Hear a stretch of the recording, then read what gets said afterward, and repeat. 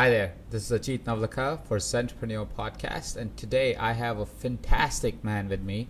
His name is Neil Patel.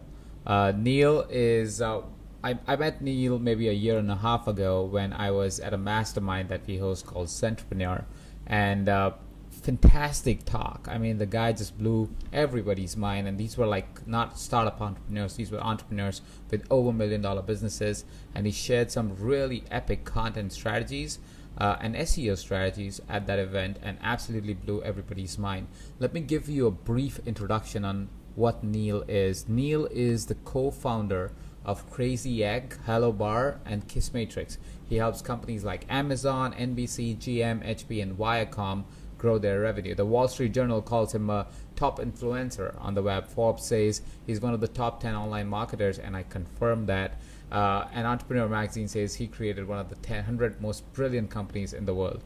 He was recognized as top 100 entrepreneurs under the age of 30, which he's still under the age of 30, by the President Obama, and one of the top 100 entrepreneurs under the age of 35 by the United Nations. Neil has also been awarded congressional recognition from the United States House of Representatives.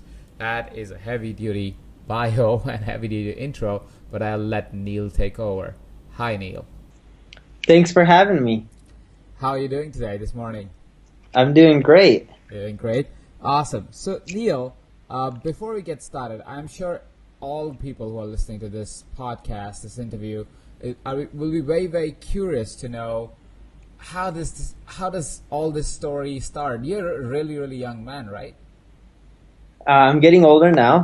I am 29. 29. That is really, really young. Like, you're younger than me then. I'm going to turn 30 in a few weeks actually.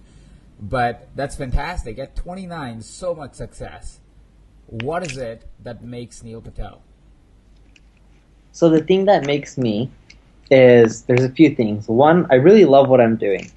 Not just so much where people are like, oh, find your passion and go do it. A lot of people claim something is something they really like. But I enjoy marketing so much and creating companies for marketers that I work my butt off, and it doesn't seem like work, right? I can work 70, 80-hour weeks consistently and not have to worry about it. It never stresses me out. I never feel like, oh, I should take a vacation or any of that. I really do enjoy working. I'm a workaholic. In addition to that, I continually learn from my mistakes and other people's mistakes. See, entrepreneurs think that, hey, to create that billion-dollar company or $100 million company or even million-dollar company, you have to be really smart. And sure, brains is part of it. Luck is a huge component. But what I've learned over the years is everyone, no matter how smart you are, you're going to fail many times and you're going to make mistakes. Just look at Mark Zuckerberg. Facebook worked out. His version of Snapchat, that was a copycat, did not work out, right? So there's other areas in which Facebook failed, but Facebook overall as a company has done great. Just because you're smart doesn't mean you're always going to succeed with everything you try or touch.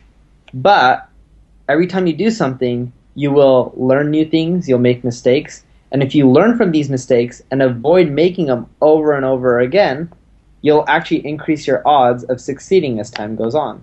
And the best way to do this is not just to learn from your mistakes, but it's also to learn from the mistakes of others. Rockefeller, Carnegie, all these people who are entrepreneurs years ago in the 1800s, 1900s, they themselves use business principles and concepts that are still applicable in today's world. Sure, we have the internet, but the same strategies and concepts that they use are still applicable, right? So learn from their mistakes, learn what worked for them, what didn't work for them, why, and bring that into what you're doing today.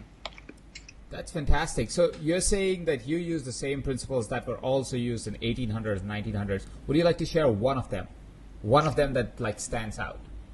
Sure. So one of them that stands out is, and it's a bit funny in which there's monopolies now. There wasn't monopolies back then. How you deal with vendors. Mm-hmm. So for example, I remember when Carnegie and Rockefeller were dealing with each other and the train system and the oil, right? At this time, Rockefeller didn't have the oil pipeline. How he was negotiating